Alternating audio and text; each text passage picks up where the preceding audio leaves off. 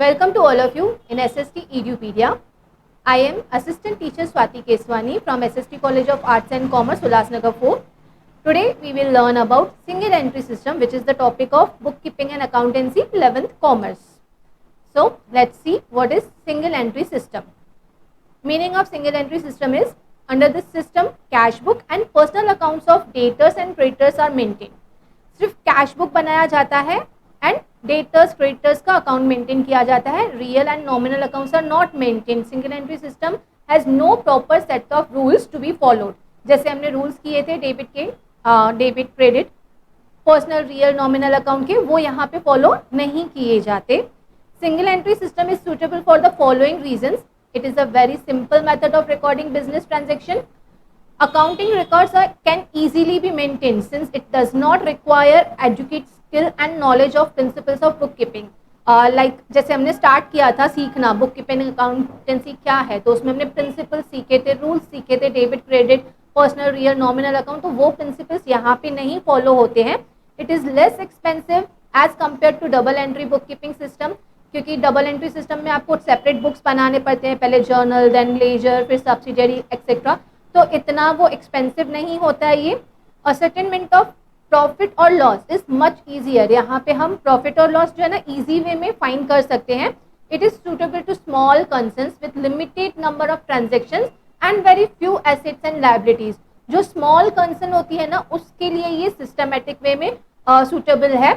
Large scale industries होती है और बड़ी कंपनीज होती है तो उसके लिए डबल एंट्री सिस्टम ही ज़्यादा सुटेबल रहता है. It can be prepared easily in short period of time. Time बहुत कम लगता है, ईजिली प्रिपेयर्ड हो जाता है. Statements to be prepared. इसमें हम अकाउंट नहीं बनाते हैं, हमारे यहाँ पे स्टेटमेंट्स बनती है. कौन सी स्टेटमेंट्स बनती है? दो स्टेटमेंट्स होती हैं which are like balance sheet. जैसे आपने फाइनल अकाउंट में बैलेंस शीट सीखा है, यहाँ पे वो ही बनती है. That is opening statement of affairs and closing statement of affairs. Opening statement of affairs balance sheet के जैसे ही बनाएंगे. Left hand side liabilities, right hand side assets, और उसमें आपका जो बैलेंस रहेगा. वैसे फाइनल अकाउंट में क्या होता है, हम लायबिलिटीज एंड एसेट्स लिख लेते हैं, टोटल टैली हो जाता है, उसमें आपका कैपिटल भी आ जाता है. यहाँ पे हमें कैपिटल फाइंड करना होता है. राइट हैंड साइड एसेट्स लिखते हैं, left hand side outside liabilities लिखते हैं, बैलेंस मिलता है, वो बैलेंस आपका कैपिटल कैलकुलेट किया जाता है यहाँ पे. तो ओपनिंग स्टेटमेंट ऑफ अफेयर्स में यानी कि बिगनिंग ऑफ द ईयर्स में जो आप वैल्यूज लेते हो बैलेंसेस की, ओपनिंग कैपिटल मिलता है, that is opening capital. And similarly हम क्लोजिंग कैपिटल फाइंड करते हैं क्लोजिंग स्टेटमेंट ऑफ अफेयर्स से.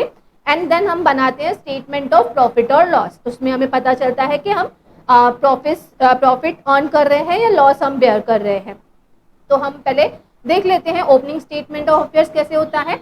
Opening statement of affairs prepared to find out opening capital balance. Opening assets and opening liabilities are shown in the opening statement of affairs. It is similar like to balance sheet.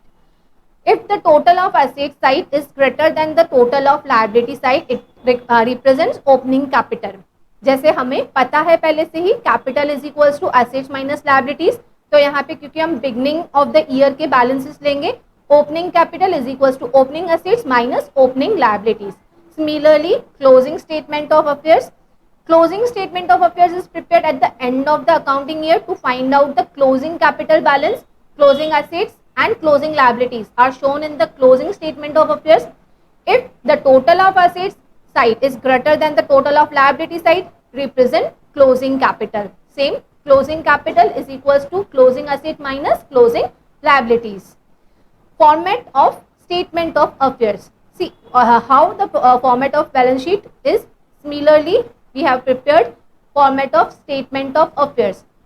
Left hand side liabilities like sundry creditors, bills payable, outstanding expenses, bank overdraft, bank loan, and right hand side plant and machinery, furniture and fixtures, building, sundry debtors, bills receivable, prepaid expenses, cash in and cash at bank. Already हमने balance sheet बनाना सीखा है. Balance sheet कैसे होता है आप देख सकते हो, सेम तरीके का ही बना हुआ है. अच्छा, यहाँ पे हमने एक ही स्टेटमेंट में ओपनिंग बैलेंसेस और क्लोजिंग बैलेंसेस लेके दिखाया है.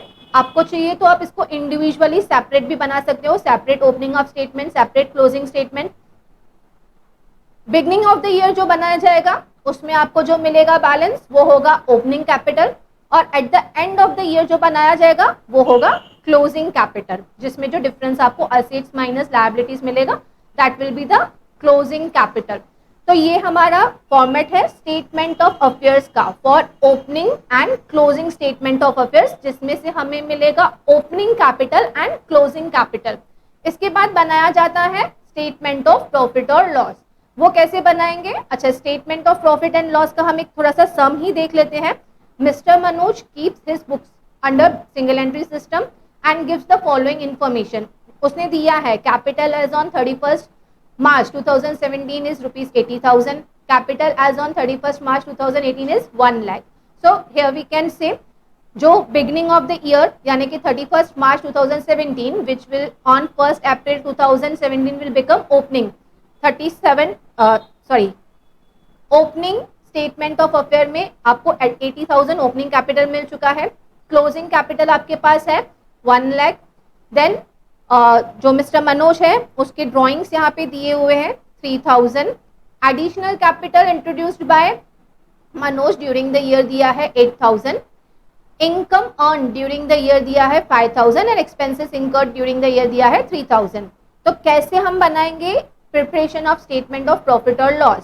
उसके लिए आपका सिंपल फॉर्मेट है, जैसे आपका जर्नल का फॉर्मेट होता है। आपको पर्टिकुलर्स अमाउंट के 2 कॉलम्स बनाने हैं। तो पर्टिकुलर्स अमाउंट हमने बना लिया। अब यहाँ पे आपको क्या करना है, 1 बाय 1 फॉर्मेट के हिसाब से सब लेके आना है। पर्टिकुलर्स में सबसे पहले आता है क्लोजिंग कैपिटल।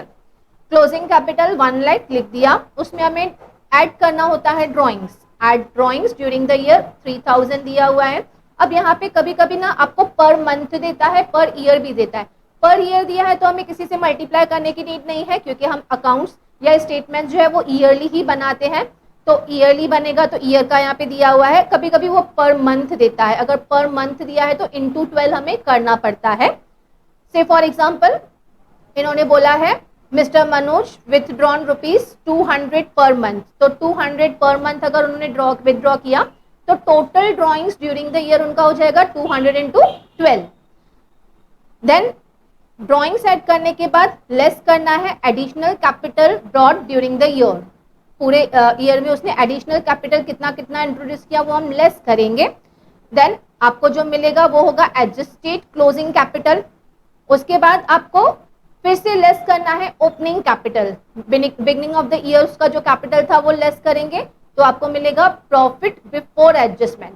उसके बाद एड इनकम करेंगे एंड लेस एक्सपेंसेस करेंगे तो आपको मिलेगा नेट प्रॉफिट और net loss for the year. तो in this way single entry system के जो स्टेटमेंट्स होते हैं वो बनाए जाते हैं और ये सूटेबल होता है स्मॉल स्केल इंडस्ट्रीज के लिए, मतलब स्मॉल जो बिजनेस करते हैं उनके लिए ही सूटेबल होता है।